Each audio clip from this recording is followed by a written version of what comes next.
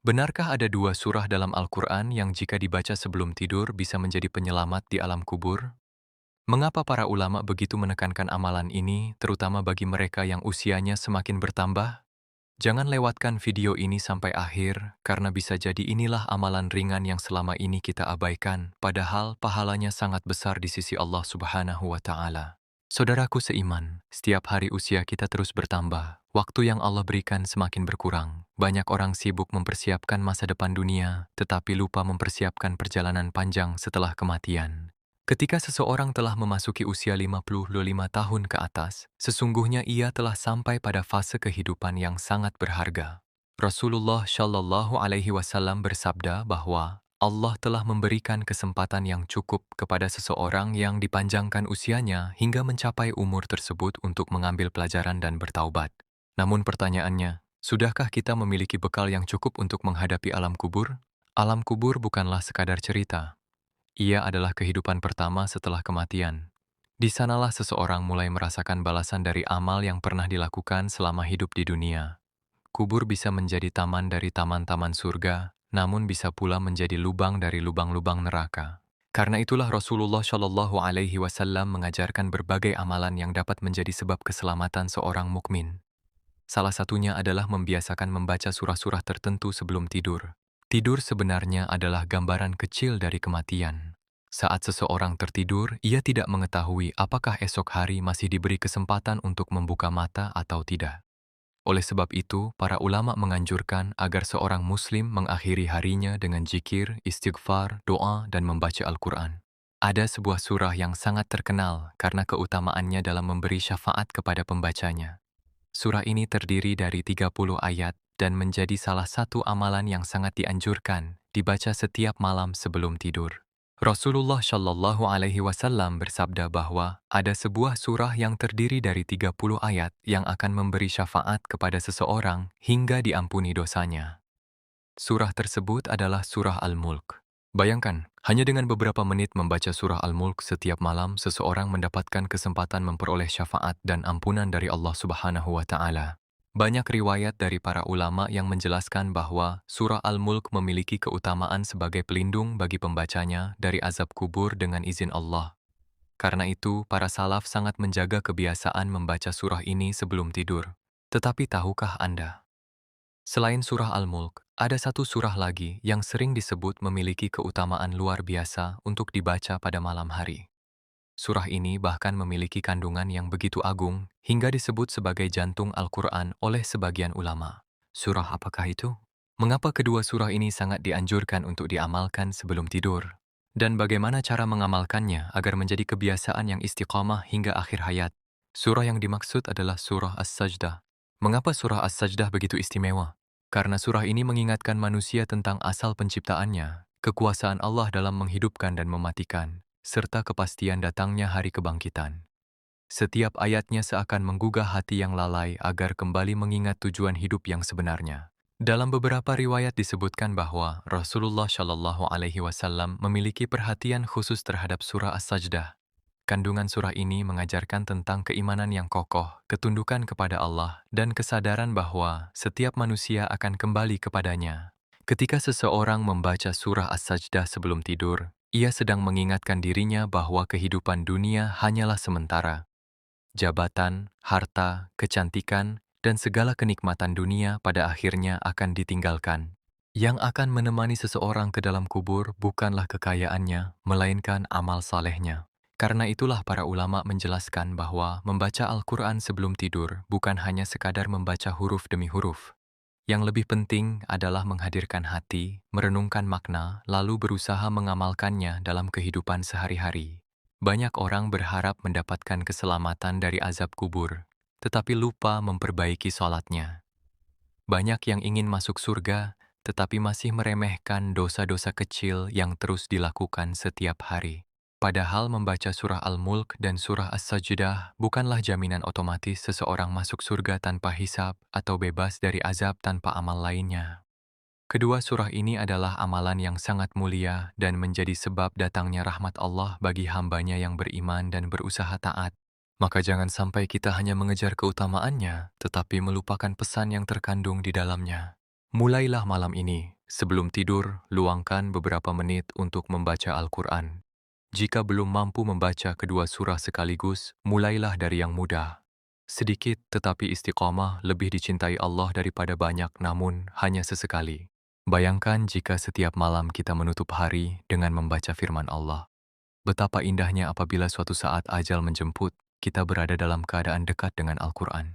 Lalu, bagaimana hubungan kedua surah ini dengan keselamatan di alam kubur? Adakah penjelasan para ulama tentang amalan yang dapat menerangi kubur seorang mukmin? Saudaraku yang dirahmati Allah, setiap manusia pasti akan memasuki sebuah tempat yang tidak dapat dihindari, yaitu alam kubur. Cepat atau lambat, kaya atau miskin, tua maupun muda, semua akan sampai pada fase kehidupan ini. Ketika seseorang dimasukkan ke dalam liang lahat, keluarga yang mengantarnya akan pulang. Harta yang selama ini dikumpulkan akan ditinggalkan. Jabatan yang dibanggakan tidak lagi memiliki arti. Yang tersisa hanyalah amal yang pernah dilakukan selama hidup di dunia. Karena itulah Rasulullah Shallallahu Alaihi Wasallam selalu mengingatkan umatnya agar memperbanyak bekal untuk kehidupan akhirat. Salah satu bekal terbaik adalah Al-Quran. Al-Quran bukan sekadar kitab yang dibaca saat ada waktu luang. Ia adalah petunjuk hidup, sumber ketenangan, sekaligus cahaya yang menerangi jalan seorang mukmin. Bahkan para ulama menjelaskan bahwa Al-Quran akan menjadi penolong bagi pembacanya pada hari kiamat nanti dengan izin Allah. Bayangkan, di saat manusia diliputi ketakutan dan kebingungan pada hari yang sangat dahsyat, Al-Quran hadir sebagai syafaat bagi orang-orang yang mencintainya, membacanya, dan berusaha mengamalkannya. Inilah sebabnya mengapa para ulama sangat menganjurkan umat Islam untuk memiliki hubungan yang dekat dengan Al-Quran, terutama menjelang tidur. Malam hari adalah waktu yang penuh keberkahan. Saat suasana tenang dan kesibukan dunia mulai berakhir, hati lebih mudah untuk merenungkan ayat-ayat Allah.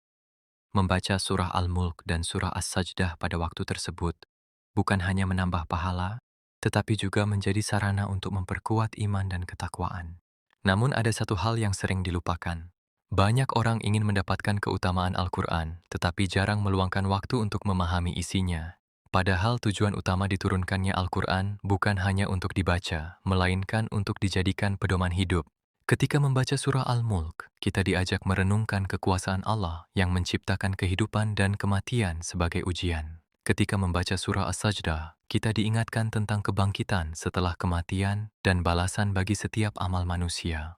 Jika pesan-pesan itu benar-benar masuk ke dalam hati, maka seseorang akan lebih berhati-hati dalam menjalani hidupnya. Ia akan menjaga sholatnya. Ia akan memperbaiki akhlaknya. Ia akan menjauhi maksiat. Ia akan memperbanyak istighfar dan amal saleh. Inilah cahaya Al-Quran yang sesungguhnya. Cahaya yang bukan hanya menerangi kubur, tetapi juga menerangi kehidupan sehari-hari. Saudaraku, jangan menunggu usia lanjut untuk mulai dekat dengan Al-Quran. Tidak ada seorang pun yang mengetahui kapan ajal akan datang. Bisa jadi seseorang yang masih muda dipanggil lebih dahulu, sementara yang tua masih diberi kesempatan hidup lebih lama. Karena itu, mulailah dari malam ini. Jadikan membaca Al-Quran sebagai kebiasaan sebelum tidur. Walaupun hanya beberapa ayat, lakukan dengan ikhlas dan istiqamah. Lalu, adakah amalan lain yang sebaiknya dilakukan sebelum tidur selain membaca dua surah tersebut? Dan bagaimana cara Rasulullah Shallallahu Alaihi Wasallam menutup malam beliau sebelum beristirahat? Saudaraku yang dirahmati Allah, setelah mengetahui keutamaan membaca Al-Quran sebelum tidur, khususnya surah Al-Mulk dan surah As-Sajdah, ada beberapa amalan sunnah lainnya yang juga diajarkan oleh Rasulullah Shallallahu Alaihi Wasallam. Amalan-amalan ini terlihat sederhana, bahkan hanya membutuhkan beberapa menit. Namun jika dilakukan dengan ikhlas dan istiqamah, nilainya sangat besar di sisi Allah Subhanahu wa Ta'ala. Yang pertama adalah berwudu sebelum tidur. Rasulullah Shallallahu Alaihi Wasallam menganjurkan umatnya untuk tidur dalam keadaan suci. Dengan berwudu, seorang Muslim menutup harinya dalam keadaan bersih lahir dan batin.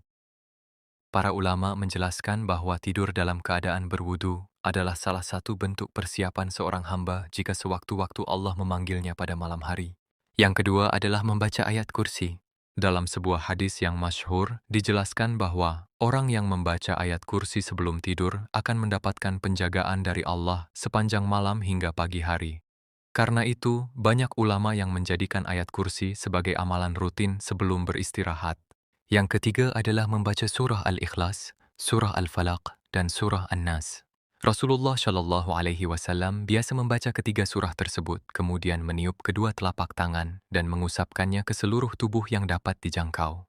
Ini merupakan bentuk perlindungan diri dari berbagai gangguan dan keburukan dengan izin Allah. Yang keempat adalah memperbanyak istighfar.